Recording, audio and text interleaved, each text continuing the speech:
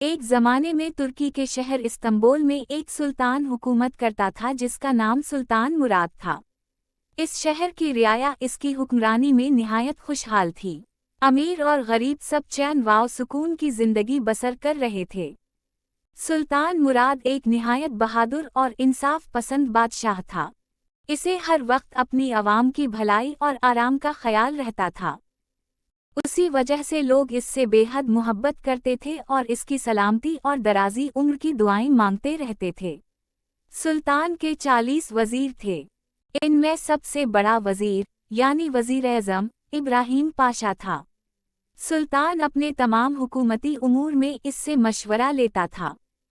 وزیروں کے علاوہ سلطان کے دربار میں 700 علماء اور 70 جوگی بھی موجود تھے جو سلطان کو دینی اور روحانی باتوں کی رہنمائی دیتے تھے۔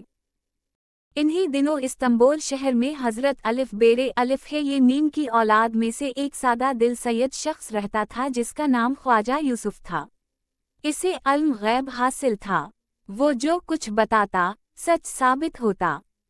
اگر وہ چاہتا تو اپنے اس علم کے ذریعے سلطان کے دربار میں بڑی شان و شوکت حاصل کر سکتا تھا اور دولت کے انبار لگا سکتا تھا، مگر وہ ہرگز لالچی نہ تھا۔ وہ کبھی کسی سے کچھ نہیں مانگتا تھا۔ اگر کوئی اپنی مرضی سے کچھ دیتا تو شکریہ ادا کر کے قبول کر لیتا، مگر خود سے سوال نہ کرتا۔ آہستہ آہستہ خواجہ یوسف کے علم کی شہرت وزیر اعظم ابراہیم پاشا کے کانوں تک بھی پہنچ گئی اور اس کے دل میں خواجہ یوسف سے ملاقات کی خواہش پیدا ہوئی۔ اس نے اپنے غلام کو خواجہ یوسف کے گھر بھیجا اور پیغام دیا کہ وہ اسے محل لے آئے۔ غلام گیا اور پیغام دیا، مگر خواجہ یوسف نے وزیر سے ملنے سے انکار کر دیا اور کہا، اگر وزیر اعظم مجھ سے ملنا چاہتے ہیں تو وہ خود میرے گھر تشریف لائیں۔ مجھے محل میں آنے کی خواہش نہیں، اس لیے میں وہاں نہیں جاؤں گا۔ غلام نے جا کر یہی بات ابراہیم پاشا کو بتا دی۔ اسے یہ بات اپنی توہین محسوس ہوئی۔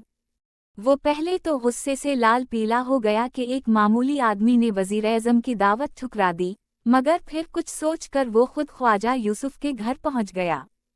خواجہ یوسف نے اسے بڑی عزت کے ساتھ بٹھایا اور کہا، جناب، میں ایک غریب آدمی ہوں۔ آپ کا میرے گھر آنا میرے لیے باعث سعادت ہے۔ فرمائیے، میں آپ کی کیا خدمت کر سکتا ہوں؟ ابراہیم پاشا نے کہا، ہم نے سنا ہے کہ تمہیں علم غیب میں کمال حاصل ہے۔ کیا تم ہمیں بھی یہ علم سکھاؤ گے؟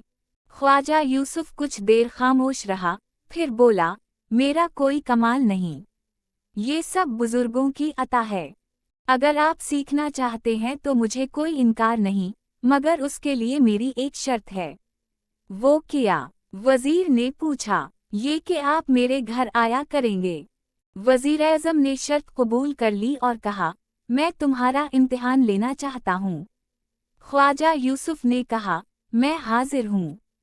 وزیر نے چند سوال کیے جن کے جوابات بالکل درست نکلے، حتیٰ کہ ایسی باتیں بھی بتا دیں جو صرف سلطان مراد جانتا تھا۔ ابراہیم پاشا بے حد متاثر ہوا اور روزانہ اس کے پاس آ کر علم سیکھنے لگا۔ دونوں میں گہری دوستی ہو گئی۔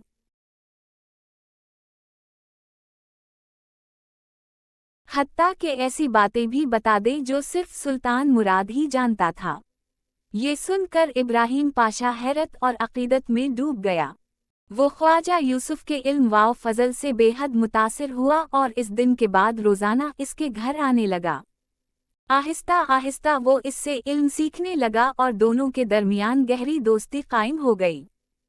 یہاں تک نوبت آ پہنچی کہ اگر کسی دن ان کی ملاقات نہ ہوتی تو دونوں بے چین رہتے۔ خواجہ یوسف نے بڑی محنت اور خلوص کے ساتھ ابراہیم پاشا کو علم غیب کے اسرار سکھائے۔ کچھ ہی عرصے میں ایسا ہونے لگا کہ ابراہیم پاشا کی بتائی ہوئی باتیں بھی درست ثابت ہونے لگیں۔ وہ اس علم میں اس قدر ماہر ہو گیا کہ دوسروں کے حالات اور آنے والے دنوں کا حساب لگانے لگا۔ ایک دن ابراہیم پاشا کے دل میں خیال آیا کہ کیوں نہ وہ اپنے دوست خواجہ یوسف کی تقدیر کا حساب لگائے۔ اس نے حساب لگایا تو اس پر لرزہ طاری ہو گیا۔ اسے معلوم ہوا کہ آنے والے 40 دن خواجہ یوسف کی زندگی کے لیے نہایت خطرناک ہیں۔ اگر ان دنوں میں وہ گھر سے باہر نکلا تو اس کی جان کو شدید خطرہ لاحق ہو سکتا ہے۔ ये देखकर इब्राहिम पाशा सख्त घबरा गया। वो फौरन ख्वाजा यूसुफ के घर पहुंचा और उसे सारी बात बताई। दोस्त, आइंदा 40 दिन तुम हरगिज घर से बाहर ना निकलना, ये दिन तुम्हारी जिंदगी के लिए निहायत मनहूस हैं। ख्वाजा यूसुफ ने ये बात सुनकर खुद भी हिसाब लगाया तो वही नतीजा निकला। इसने सुकून से कहा, मैं अल्लाह पर भरोसा करता हूँ। मैं 40 दिन घर से बाहर नहीं निकलूंगा। अगर जिंदगी बाकी हुई तो फिर मुलाकात होगी। ये कहकर उसने अपने घर का दरवाज़ा बंद कर लिया और एक गोशे में बैठकर इबादत में मशगूल हो गया। दिन गुजरते गए। एक एक ख्वाजा यूसुफ ये समझ रहा था कि मनहूस घड़ियां गुजर चुकी हैं, इसलिए उसने किसी कसम का हिसाब लगाना ज़रूरी ना समझा। वो अपने दोस्त इब्राहिम पाशा से मुलाकात के शौक में घर से निकल पड़ा। इब्राहिम पाशा के महल तक पहुंचने के लिए 2 रास्ते थे, एक शहर के अंदर से और दूसरा जंगल की तरफ से।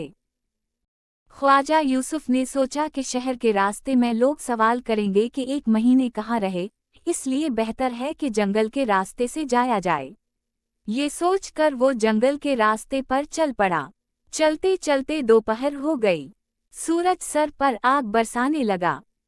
अचानक उसे एहसास हुआ कि वो रास्ता भटक चुका है और एक वीरान जंगल में आ निकला है। चारों तरफ गहरा सन्नाटा था। ना कोई इंसान दिखाई देता था, ना जानवर। कुछ फासले पर एक पुरानी, शिकस्ता मगर परशिकवा इमारत नजर आई जिसके गर्द एक खौफनाक खंदक थी। ख्वाजा यूसुफ तजस्सुस के आलम में इस इमारत की तरफ बढ़ा। करीब जाकर मालूम हुआ कि ये इमारत बेहद कदीम है। इसकी ईंटें सियाह पड़ चुकी थीं, सुतून टेढ़े हो चुके थे, दीवारों पर जगह जगह से पलस्तर झड़ रहा था। अंदर दाखिल हुआ तो बड़े बड़े कमरों में अंधेरा छाया हुआ था और मकड़ियों के जाले हर तरफ फैले थे। छतों से हजारों चमगादड़ें उल्टी लटक रही थीं। थकन के बाइस वो एक बंद दरवाजे के पास बैठ गया। अचानक इसकी नज़र दरवाजे के जंग आलूद ताला पर पड़ी। इसने हाथ बढ़ाकर हल्का सा जोर लगाया तो ताला टूट गया। दरवाज़ा चरचराती आवाज़ के साथ खिला तो अंदर सीढ़ियां नजर आईं जो नीचे एक तहखाने की तरफ जाती थीं। दिल धड़कते हुए वो नीचे उतरा। तहखाने में एक बड़ा हाल नुमा कमरा था। गर्द वाव गुबार, अजीब सी बदबू और वीरानी छाई हुई थी। एक कोने में लोहे के बड़े बड़े संदूक रखे थे, जिन पर जंग आलूद ताले लगे हुए थे। ख्वाजा यूसुफ ने एक एक करके सब ताले तोड़ डाले। पहला संदूक खोला तो इसकी आंखें हैरत से फैल गईं। वो हीरों, जवाहरात और सोने से भरा हुआ था। दूसरा संदूक खोला तो उसमें भी अशरफियां और कीमती जेवरात थे। इसने गन्ने तो कल 7 संदूक थे और सब के सब दौलत से लबरेज। इतना बड़ा खजाना देखकर ख्वाजा यूसुफ पर सकता तारी हो गया। इसने सोचा कि ये दौलत इसके किसी काम की नहीं। इसने फैसला किया कि ये बात अपने दोस्त इब्राहिम पाशा को बताकर खजाना सुल्तान मुराद के हवाले कर देगा। वो इमारत से बाहर निकला और तेजी से इब्राहिम पाशा के महल की तरफ रवाना हो गया। जब वो महल पहुंचा और इब्राहिम पाशा को सारी दास्तान सुनाई तो वो बज़ाहिर खुशी से मुस्कुराया, मगर उसके दिल में लालच का सांप जाग उठा। दोनों घोड़ों पर सवार होकर उसी पुरानी इमारत तक पहुंचे। तहखाने में जाकर जब इब्राहिम पाशा ने अपनी आंखों से खजाना देखा तो इसकी नीयत बदल गई। इसने सोचा कि अगर ख्वाजा यूसुफ जिंदा रहा तो ये राज फाश हो जाएगा और खजाना इसके हाथ से निकल जाएगा। अचानक उसने ख्वाजा यूसुफ को जमीन पर गिरा दिया, इसके सीने पर बैठ गया और खंजर निकाल लिया। ख्वाजा यूसुफ हैरत से बोला, ये क्या कर रहे हो?